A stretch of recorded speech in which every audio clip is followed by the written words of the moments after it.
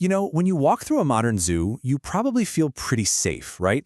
You're separated by thick glass, reinforced steel, and it's easy to assume that humanity has just tamed the wild. But behind closed doors, there is a totally different story. Today, in this explainer, we are diving deep into a hidden blacklist of incredibly dangerous creatures that zoos simply refuse to keep. We're going to look at why certain animals violently, and I mean violently, reject every single attempt at human control. To really break this down, we're going to look at 6 key areas today: the illusion of control, masters of escape, uncontainable biological tanks, the untamable predators, the psychological cost, and finally, how nature resists confinement. All right, let's start with Section 1, the illusion of control and this hidden blacklist. So here's the absolute crucial point. Despite all our heavily reinforced facilities and high-tech security, there are about 15 specific animals out there that have sheer strength, terrifying intelligence, or incredibly fragile psychologies. For these guys, captivity isn't just tricky, it is a literal recipe for disaster. They destroy enclosures, they attack handlers, and they can transform any minor human mistake, like, say, a dropped set of keys or a momentarily open gate, into an instant absolute tragedy. That brings us to Section 2, masters of escape and their terrifying intelligence. Because, honestly, size can be super deceiving. Look at the honey badger and the wolverine. I mean, the honey badger is only about 70 centimeters long, but they use these incredible problem-solving abilities to systematically break out of supposedly secure enclosures. Step 1, they literally observe human security patterns. There was a wolverine in Europe that memorized the exact moment of the handler's shift change to force an exit open. Actually, scratch that. It knew the daily schedule better than the security team did. Then, they use tools. They'll stack stones, logs, or use their wildly dexterous front paws to just completely dismantle metal latches, and finally, they dig deep beneath solid concrete and aggressively destroy the locks. Oh, and if you corner a honey badger, it has this incredibly thick, loose skin that allows it to twist completely around inside its own skin to bite whoever grabbed it. Wild, right?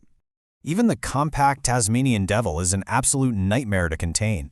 It actually has one of the most proportionally powerful bites of any modern mammal. We're talking easily crushing thick bones and skulls. In captivity, they don't just chill out, they continuously bite metal bars until they literally damage their own teeth.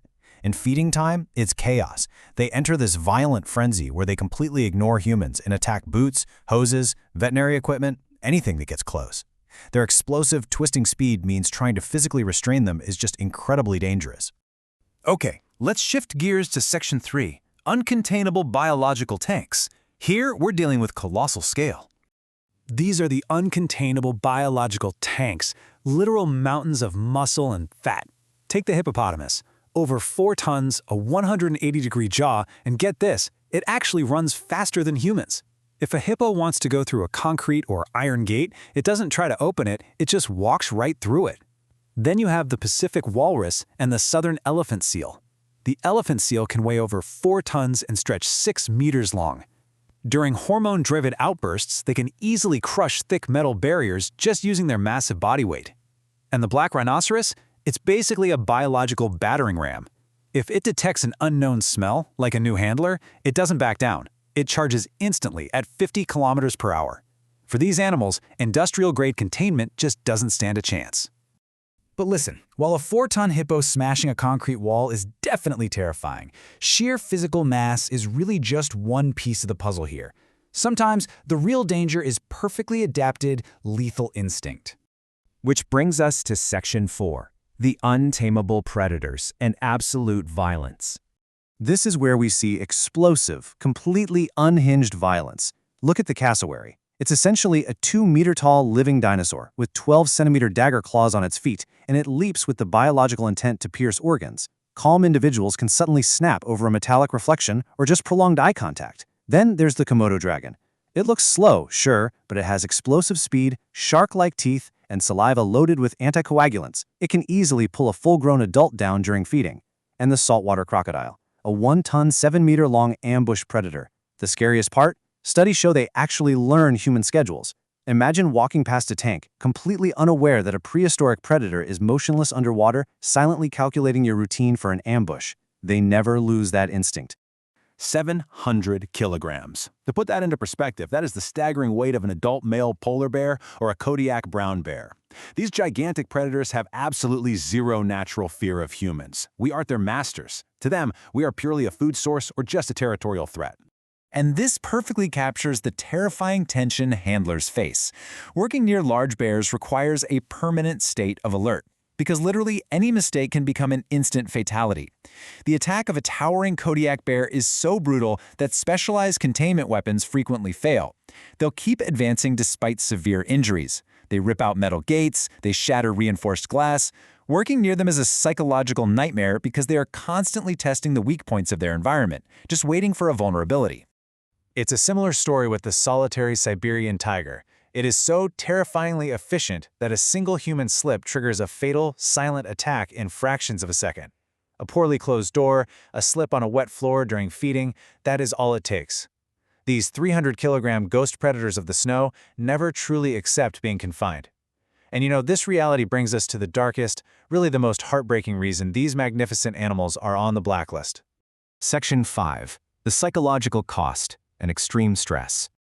We often look at marine parks expecting to see, magical sea unicorns and highly intelligent, happy performers, but the captive reality is just grim. For marine mammals like narwhals and orcas, artificial tanks cause unadulterated panic. A narwhal's echolocation is literally shattered by the mechanical noises of hydraulic water pumps. It causes them such intense distress that they break their highly sensitive sensory tusks against the walls. Orcas, which have social intelligence comparable to great primates, suffer from extreme depression. These 9-ton animals just swim in endless circles, ripping their own teeth out on concrete due to sheer chronic frustration. And it's not just marine life either. Terrestrial predators like the Siberian tiger, animals evolved to dominate massive territories, they spend hours endlessly pacing repetitive routes, watching handlers with this obsessive, terrifying intensity. Wolverines suffer extreme mental stress when you take away their massive frozen territories. Polar bears develop immense climate stress and basically start manipulating their enclosures out of pure, desperate curiosity. These animals were built by millions of years of evolution to travel hundreds of kilometers, so naturally putting them in a cage inevitably breeds dangerous, psychotic behaviors. Which leads us to our final section, Section 6. Nature resists confinement. We've seen the physical destruction, the predatory chaos, and the really deep mental anguish. So as we wrap up this explainer, I want you to really ask yourself, if these 15 magnificent, deadly creatures violently reject every single attempt at human control, isn't it time we simply let them rule the wild? We can't tame everything, and you know what? Perhaps we were never meant to. Thanks so much for joining me on this deep dive into the Untamables. I hope this gave you a completely new perspective on humanity's relationship with the natural world. Keep learning, and I'll catch you on the next one.